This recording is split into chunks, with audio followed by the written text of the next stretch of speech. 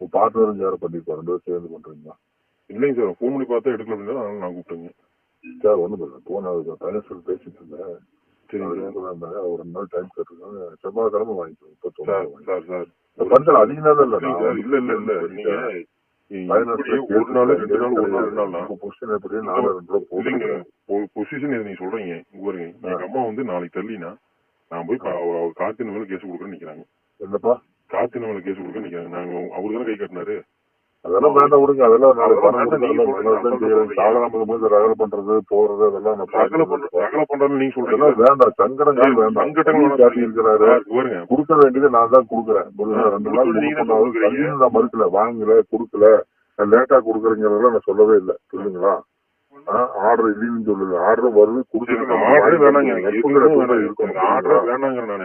வேண்டாம்னு சொன்னப்ப நான் வந்து பட்டி கொடுக்குற விடுங்க. நான் பட்டி தர்றேன். நான் 31ஆம் தேதி காலையில ஒரு 12 மணி சுமார் உங்க அக்கௌண்ட் அதனால வர இந்த வருஷம் முற்றுப்புள்ளி வைக்கிற வேண்டாம்.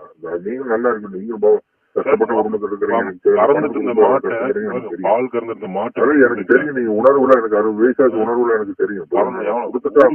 ஆர்டர் கண்டிப்பா நான் வாங்கி கொடுத்து பணத்தை கொடுத்தாலும் இதோட நான் விட்டுற மாட்டேன். சொல்லுங்க, என்னுடைய மகன் மாதிரி நான் பாத்துக்குவேன். யாரும் என்னமோ சொல்லிட்டு போறாங்க அந்த வதந்திகள் நம்பி நீங்க ஏமாந்துட வேண்டாம். சொந்த பந்தத்துக்குள்ள பணத்தை காட்டு செவ்வாய்க்கிழமை எக்காரணம் கூட உங்களுக்கு ஃபுல் அமௌண்ட் நான் நெல் பண்ணிட்டு உங்களுக்கு வாங்கணும்னு கொடுத்துருவேன். அதுக்கு மேல ஒரு நாள் மாற நீங்க கடன்களாக நான் வந்து உங்களுக்கு பணத்தை வாங்கி ஏமாத்துறது எங்க வீட்டுல என்ன நினைச்சிட்டு இருக்காங்க. எங்க அம்மாவே நினைச்சிட்டு இருக்காங்க.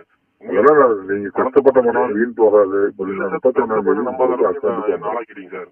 எவ்வளவு 31ஆம் தேதி அக்கௌண்ட்டுக்கு வந்துடும். நான் இப்ப கேட்டுட்டு தான் நம்ம 2 நாள் கழிச்சு சொல்லிட்டு சனிக்கிழமை வாங்கின மாதிரி நாள் கருத்தெல்லாம் மாட்டாது. இது வந்து லாஸ்ட் வரைக்கும் 31 க்ளோஸ் பண்ணிடுறாங்க. எங்க இருக்கு வீடு தெரியாது, எதுவும் தெரியாது. எங்க வந்து உங்களை பார்க் பண்றது எங்க பார்த்தா வீடு தெரியாது, எதுவுமே ஒண்ணும் வேண்டாம். நான் பேசுறேன், ஒரு அடையாளம் காட்டி இருக்கிறாரு பண்ற பல்வேறு சூழ்நிலை நான் இருக்கிறேன். சொல்லுங்களா?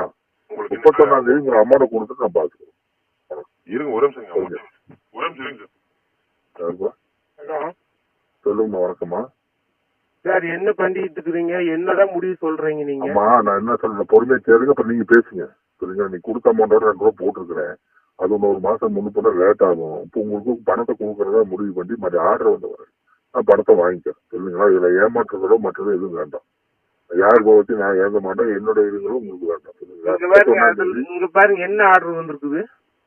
ஆர்டர் வர்றப்ப நான் வாங்கிக்கிறேன் அப்படின்ட்டு புரியுதுங்களா? பணத்தை கொடுத்துட்றப்போ புரியுதுங்களா? லேட்டா ஒரு மாசம் ஆகும் வர்றதுக்கு.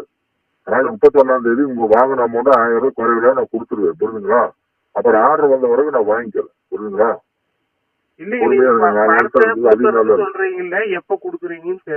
அதான் 31ஆம் தேதி 12 மணில இருந்து 4 மணிக்குள்ள உங்க அக்கௌண்ட்டுக்கு நான் போட்டு விட்டுருவேன். ஓகேங்களா?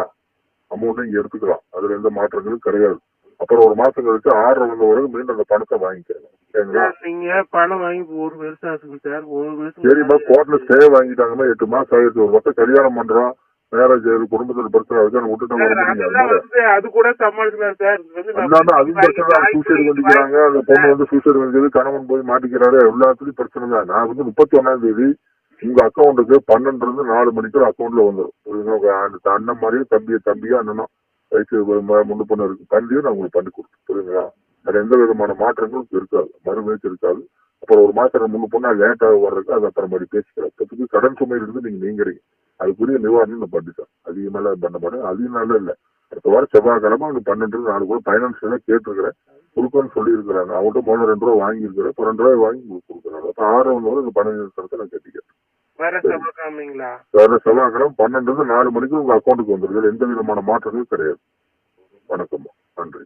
பொறுமையா நம்பிக்கையா தான் இருக்கிறேங்க. நீங்க கண்டிப்பா நான் பண்ணிக்கிறேன். கண்டிப்பா பண்ணிக்கிறது. அதுல மாற்றமா இருக்காது. சரிம்மா. நன்றிம்மா.